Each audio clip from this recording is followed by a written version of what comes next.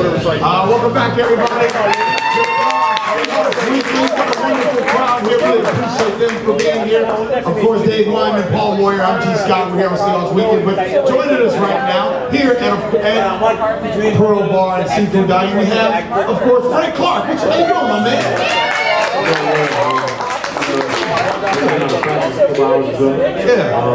Putting some hard work today, touching things up, getting everything ready for the finished product for this summer. Man, we really appreciate you taking the time to come and join us and everything. I want to talk about this experience that's getting ready to happen this summer. You're going back to LA. You're going back to LA on different circumstances than when you were when there was a point in time in your life when you were homeless, right? Tell us your thoughts about that situation. What's some of the things that go through your mind knowing that you're going back on different circumstances? Well, obviously, the circumstances different from being homeless. Obviously, going back to LA means a lot because when you come from where I come from, you come from the neighborhood I come from, it's hard to make it out. You know what I mean? I come from a neighborhood that's primarily composed of African Americans, but at the same time, we face challenges every day. Even the minorities of the neighborhood, we face challenges every day. You know what I mean? Just waking up, going to ground, and just making it to school, and to have these opportunities to go back, with a different, outlook on life, even. I hope they inspire next year. Frank, let me ask you about last year coming as a rookie. How you felt? Like you mentioned your journey. I'm sure there's a point where you can look back and go, "Wow, it's pretty amazing." Knowing your background, where you came from. But coming in this year, how different did you feel? Did you feel much more confident, like you could go out and just let it happen on the field? I feel way more confident. Last year, as a rookie, that you got a lot of thinking to do. Especially I came when I had 3 different roles. I'm trying to learn my nickel position, I'm trying to learn the base. My base position playing behind Michael Bennett. And definitely just knowing the Leo position playing behind Cliff, so it was a lot. But at the same time, my coach broke down what was expected of me. And I knew coming in and getting drafted, in the second round, I knew it was going to be a lot. But I accepted it and kept rolling. Yeah, and it looks like this year, man, you're just turning out. You played great last year as a rookie. You did a really good job. I felt like, which I could relate to, it's hard to turn it loose when you're thinking so much, but now you feel like instincts are just taking over this year. Yeah, I'm playing so much free. And I tell my coach, all the time, I say, "Coach, just let me go. Just let me rip." And, I said, call the play and close your eyes. And everything else will be fine. In camp, I was watching and I go, man, his first step. You've always had a good first step, but it does look even quicker this year. Watching you inside and outside, it's this was pretty interesting. You go watch film, and when they move you inside and you got Bennett inside, I'm going, they're going to slide the center to Bennett. They've slid the center to you almost every time, which shows the respect on that first step. But did you do anything, this year coming into the season? You've always been fast, but your first steps is explosive. Really, this is explosive as anybody in the league. If I told you what I did, it wouldn't be a secret. No, I just want to know what protein drink did you have in the mornings. That's all. Protein, I'm a bigger 2% milk. 2%, just nice. Yeah. The older you get, what happens. You can get 2%. What happens? See, you gotta watch G, man. You gotta watch G. Bro, that 2%. Okay, go ahead. But basically, it wasn't. I didn't change much. You know what I mean? It was more mental and physical, honestly. You know what I mean? Like I said, when you coming in, you thinking about a whole lot. You can't direct that towards the game. You can direct that towards what you eat. What you're learning in the film session. And basically, that's what it was. I came in, I told myself in the off season, this is the first time I'm really going to be able to recover since training from the draft, coming in as a rookie year. I took that time to recover, and got straight to hot yoga. I did 2.5 weeks of hardcore hot yoga over at Core Power and Westwood, but And I owe them a lot of thanks because, I mean, they got my quarterback. Do you have a preference on being inside or outside? I know you just want to be on the field, but they're moving you around quite a bit right now. Not really a preference, honestly. You know what I mean? I love being on the edge, though. You know what I mean? I can't lie. You know, that's not, you know, you watch film and it shows. You know what I mean? But at the same time, I love being inside as well. You know, I love the bitch match I can make. And I love, you know, just being able to, you know, dominate at whatever position I'm at. It makes it more flexible at the end of the day. So I got to ask you, so your sack, the first sack, it looked like, I couldn't tell, you know, we call it a tech stunt. It looks like, you know, your tackle's up and you're coming back inside. But it also looked like, well, maybe you had a look at it. Which one was it? It was called a tech, but we call it a natural. You know what I mean? Obviously, you just playing football when you call it natural. It's whatever the tackle gives you. I mean, he gave me a shorter set, and I just went with it. You know? Okay, so I read that right. Okay. We're joined here by Frank Clark, defensive end for your Seattle Seahawks, right here on Seahawks Weekly. And I know you probably have a football question, but hold tight. Bruh, let's go back to this hot yoga. So, hold on, man. What made you decide? Whose idea was it to go to hot yoga? What was you wearing that day? What was going on? Was you about to die inside the room? Oh man, you said the first day? First day. Oh man, so I'm sitting there, I'm talking to different people, you know what I mean, talking to NFL vets, and I'm asking them, like, what's the secret, what's the secret, what's the secret? I'm finding things out, you know, one of the things that kept coming across was hot yoga, you know what I mean, hot yoga, flexibility. I'm like, okay, I'm gonna try hot yoga, you know what I mean. I stay in Westwood, so I'm like, okay, lo and behold, it's a core power spot, a hot yoga studio right downstairs from my car. Okay. So I walk down there one day, I ask questions, I look around, you know what I mean, I look in the showers, I'm like, yeah, these are nice showers, nice lockers, but it's for me. You look at the showers before you, okay. Yeah, I look at the showers, because I got to be comfortable taking the shower, I'm just saying. You know what I mean, it's a shower. So let me ask you, do you go up front or do you stay in the back? No, I have to be low key. Okay. So I stay in the back. Gotcha. So I walked in, obviously I can't be too low key to look at. Yeah. Are you in Bellevue or Kirkland? Oh, no, I'm in Westwood. Okay. Yeah. So I walk in, I look around, you know what I mean, I see all these nice looking, you know, young ladies, older women, whatever you want to call it. Okay. So I'm like, okay. I gotta find my spot. I gotta find me a good place. You know, and I was kind of nervous. You know, I'm sure they've all been doing this my first time. You know, Right. So I go to the back. I go all the way to the back. You know, that was the best spot for me, I think. So I went all the way to the back. I set up. I had a mat. Yeah, man. Okay. Yeah, I got a mat from Walgreens. So everything was good. So I set the mat up. You know, first thing she told me to do. I forgot what she told me to do. But next thing I know, I was laying on my back. But like, I can show you guys the position, but it's gonna hurt today. I was like laying on my back with like my arms to the side, my hips in the air, doing like hip thrusts. But then it went to from a hip thrust to my leg being crossed, and I was on like one toe. Next thing I know, she turned the heat up. That's when I blacked out.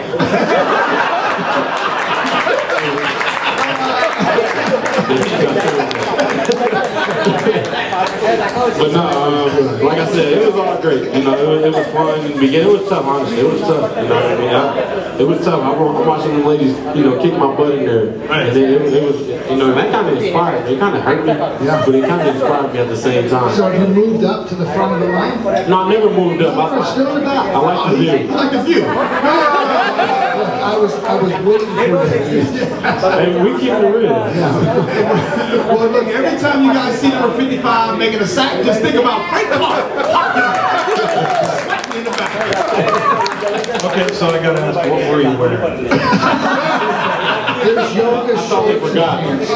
No, I went in there with a general outfit on. You know, I had my tights on. I had my. You had some shorts over the tights. Yeah, of course. I had my short shorts though. Yeah, I wear shorter shorts when I train. Don't judge me. It's a little old school when it comes to football. Some used to wear that. Yeah. I like the basketball shorts. I go in there. I tell them to give me a medium. I'm really a true like 2XL. Hold on, wait. Frank Clark, you just heard it here on Seahawks Weekly, wears a medium shorts. That's because he's got a 52-inch waist and 52-inch thigh. You're right. And he can get away with that. You're right. I tried. I tried. My mom told me keep going. Dave Wyman will get us back on track. No, we're back to the football. Dave's at a loss. I do want to hear more about his offense. Frank, one of the things about you, your style of play, the thing that I think I like and appreciate the most about you is how relentless you are. Like, there's not a lot of guys that it's an emergency to get to the ball. Like, it's almost like you're scrambling for your life. Was that always come natural, or is that a learned behavior? It's always come natural, you know what I mean? But honestly, in college, it was born out of me. Like, I always knew I had that. I always knew I could play like that. But in college, that's when it was really burned out. And I give all the credit to my position coach, Greg Madison. You know what I mean? Because he taught me everything, you know, as far as playing the rush and position. You know, if you know that today. Without him, I wouldn't be here. You know what I mean? He brought me in. First thing he did was show me a list of all his first, second, third round that he had. You see guys from there who just coached, Terrell Suggs, you see Ray Lewis, Ed Reed, all these guys he's coached. And, you know, you want to be a part of that. You know what I mean? You want to be a part of something special. You know what I mean? That was my main goal. You grew up down in LA, you go to Ann Arbor, Michigan, you know, a college town. Now you're here in Seattle, Bellevue area. Well, what's it like to be a Seattle Seahawk with just the 12s? And can you go around, right? Can you go to the mall and be yourself and just enjoy it? Yeah, I think that's the one thing about me. You know what I mean? I'm not too much different. You guys see me, I got on sweats and Jordans and the baby ones, but you know, that's really me every day. You know what I mean? Just a chill guy. You know, and that's me for 6 days out the week though. Because on that 7th day, that's my favorite day. You know, I turn into, you know, my alter ego. It's a good ego though. We can sell them as a Marvel character and sell that product. Yeah, Black Elvis. I like being a rock star. We got a black Santa on the team. We got a black Elvis on the team. I like Elvis. Ooh, we're joined here by Frank Clark, defensive end for your Seattle Seahawks, right here on Seahawks Weekly. And who is Frank Clark? Now, off the field, what is some of the things that you're doing off the field? What's a normal day? People want to know what's the normal things that you do when you're not beating up on quarterbacks on Sundays. I spend a lot of time. Honestly, I read a lot. I read a lot of. Really, I'm into animals. You know what I mean? I watch a lot of Animal Planet. I watch a lot of National Geographic Channel. I watch weird stuff. Some people call me weird, but at the same time, they call me outgoing and fun. You know, but it's just the things I do. It keeps me sane at the end of the day. You know what I mean? I like watching things that other people don't watch. Being weird is good when you get older. Like, everybody in high school tries to be the same. Yeah. Like, when you get older, you're unique. Yeah, I mean, at the end of the day, you know, I think back to high school. You know, I was always that type of person. You know, I was always the one who, you know, yeah, okay, he's one of the best ones on the team, but he's not with the group. You know, I was always the one who was, you know, away. You know, like I told him, you know, before we got here, you know, I like being away. You know what I mean? I don't like being a part of something that's common. I like being uncommon. You know, Pete Carroll's he's a big reader. You know, he big self-help things. He talks about his book, Big Readers. Does he encourage that to the players? So he's giving you guys something that, hey, go and do something, go read this? Yes, of course. He actually gave us a book back before the off-season. And it was wrote by the guy, I forgot his name, we started training day movie with Denzel Washington. But he gave us a book to read, and basically it defined about, you know, the characteristic of being a knight. You know what I mean? He gave us that to read as a summer project. And, you know, he always talked about how much he reads, and it was actually pretty dope because, you know, it gave us an insight on how hard and how mature these knights go about their daily work and how religious they are about it. Are you in the book club with Michael Bennett? Bennett's he's got a book club going. Yeah, like, no, I'm not in the book club with Michael Bennett. You know, I spend time, you know, I talk to my daughter like I talk to anybody else. I talk to, you know, my daughter. I try to spend a lot of time with my daughter, you know, now, especially, I'm a new father, so. Congratulations. Yeah. Congratulations. Round of applause. Got a new day. He's doing it 5 years. What's that like? What's it like being a dad for 5 months? You changing diapers? Yeah, that's the craziest part is realizing like me as a father, I have a little girl.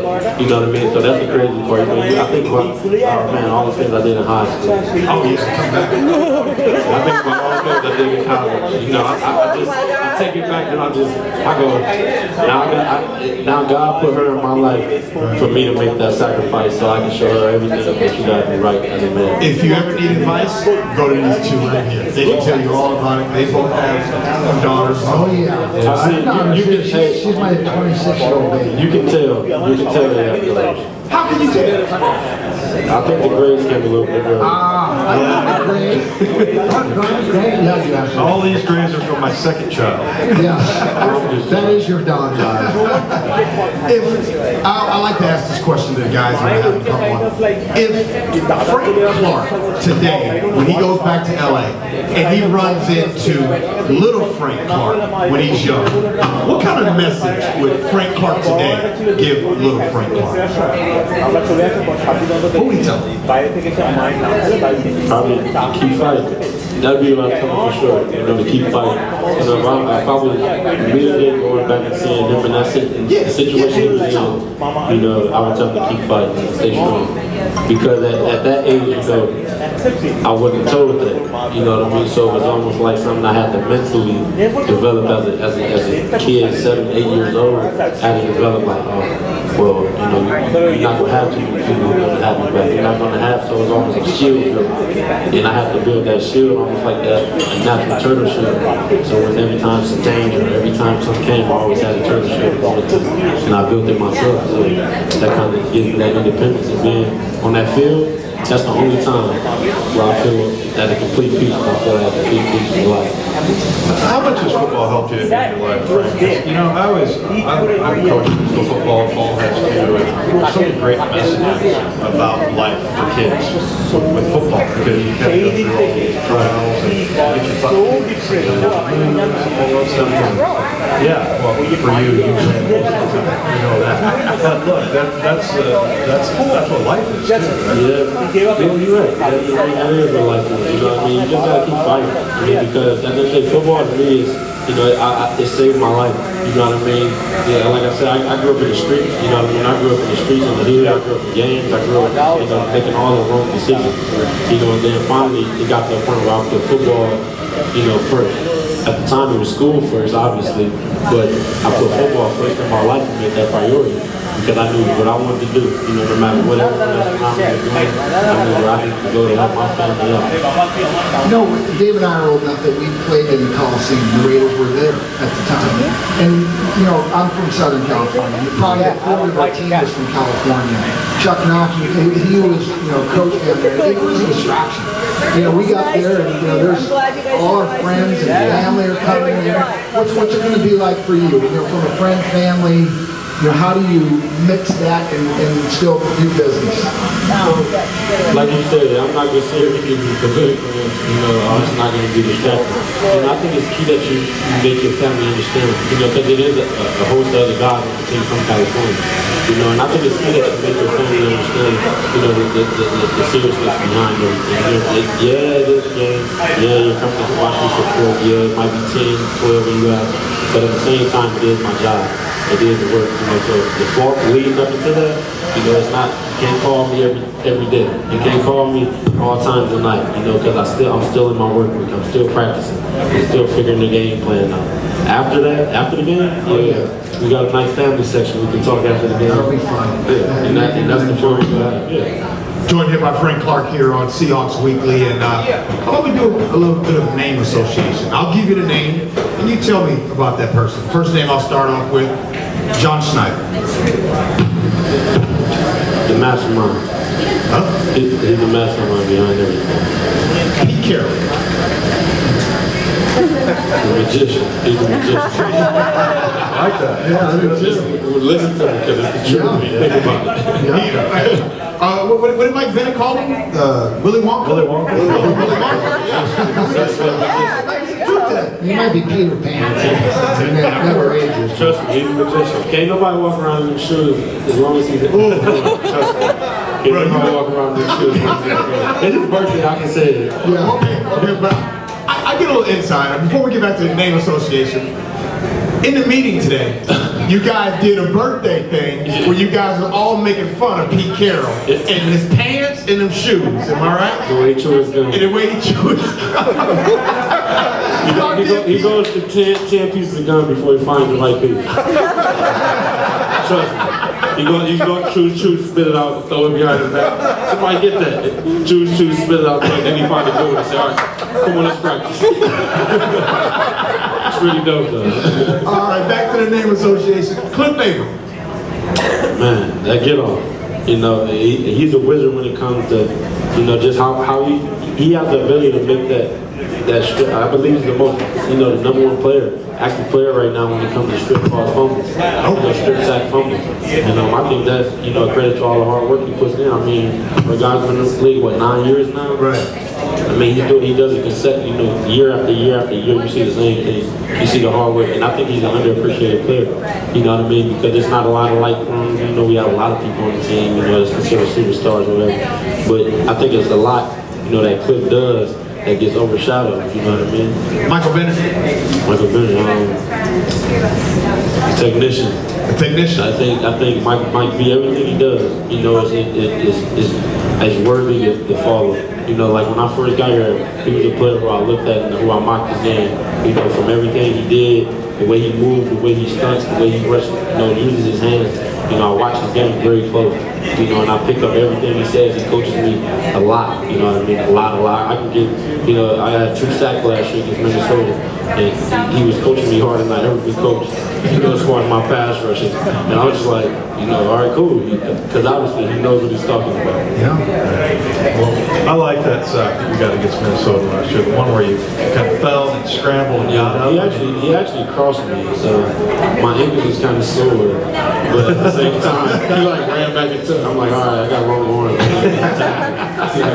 What do you guys, you know, each position is tight. You know, offensive linemen, they're things out of the world. They're not going to do that. But talk about the closeness of the defensive linemen.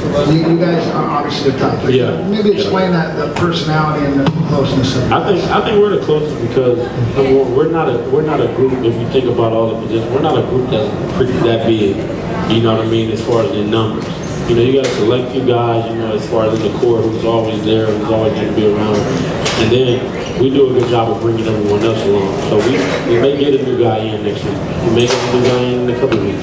But at the same time, he's going to come in and feel love just like I'm talking about from the day he gets there. You know, we may joke around, we might have some, you know, go give me some grapes with some strawberries, some bananas. You know, that's just what he does. You know, we sit there and go, we need some water. I'm feeling pretty thirsty, you know what I'm saying? But at the same time, it's all love with us. You know what I mean? We always want each and everyone in that group to get better. So it's always coaching. Just because Mike B's in the year 9 years doesn't mean he doesn't get coached. You know what I mean? I might see something that he doesn't see as far as something we can work in the game that may get us to play. It's a special group. For those who watch film, and we got 3, got 4, got 5 guys, but you know, Bennett, Averill, this man right here, man, those 3 guys can get off the football. I don't know if there's 3 guys in the league on one team that can do what you do. No, not at all. But hey, 55, Frank Clark, we appreciate you taking the time to come. I really have a feeling that Frank Clark is going to be screamed in everybody's household. And of course, at that stadium this season, you're going to have a fantastic season. Thanks so much for joining us. We really appreciate that. Hey, coming up next, Max Strong. Max Strong will call in and we'll sit down, we'll talk to him, and I'm sure the old timers will have a lot of questions for him. I'll call myself an old timer, and I'm calling you guys an old timer. We do that next. Right here on Seahawks Weekly.